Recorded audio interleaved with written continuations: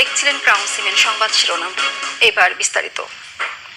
Gausia committee Bangladesh আল দোয়াদমি শাখার উদ্যোগে আয়োজিত পবিত্র মেরাজুন্নবী সাল্লাল্লাহু আলাইহি ওয়াসাল্লাম খাজা গরিবে নেওয়াজ মঈন উদ্দিন চিশতি রাহমতুল্লাহ ইমামে আহলে সুন্নাত আল্লামা আজিজুল হক আল কাদেরি রাহমতুল্লাহর ওরস উপলক্ষে মাসিক খতমে গেয়ারভি শরীফ ও আজিমুসান নুরানি মিলাদ মাহফিল সৌদি আরব আল দোয়াদমি শহরে অস্থায়ী কার্যালয় জিএম ট্রাভেলসের দ্বিতীয় তলায় অনুষ্ঠিত হয়। আলহাজ মুহাম্মদ আলীর সভাপতিত্বে, ধর্ম সম্পাদক মুহাম্মদ জাহেদুল আলম রানার পরিচালনায়, এতে প্রধান অতিথি হিসেবে উপস্থিত ছিলেন গাউসিয়া কমিটি বাংলাদেশ আল দোয়াদমি শাখার দাওয়াতে খায়ের সম্পাদক জনাব এইচ.এম. ফরিদুল আলম আশরাফি।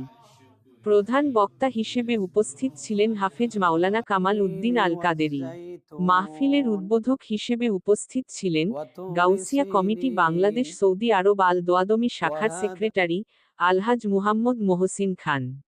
এতে শুভেচ্ছা বিনিময় করেন অত্র সংগঠনের যুগ্ম সাধারণ সম্পাদক আলহাজ মুহাম্মদ লোকমান হোসেন।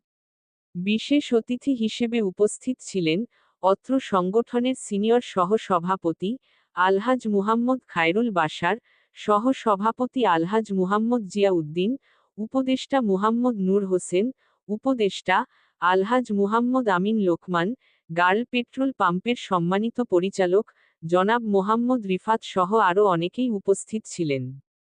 মাহফিলের আলোচনা শেষে নতুন বছরের ক্যালেন্ডার বিতরণ ও কুইজ প্রতিযোগিতা বিজয়ীদের ফলাফল ঘোষণা। পরিশেষে মিলাদ কিয়াম ও মুসলিম উম্মার শান্তি কামনায় দোয়া মোনাজাতের মাধ্যমে মাহফিল সম্পন্ন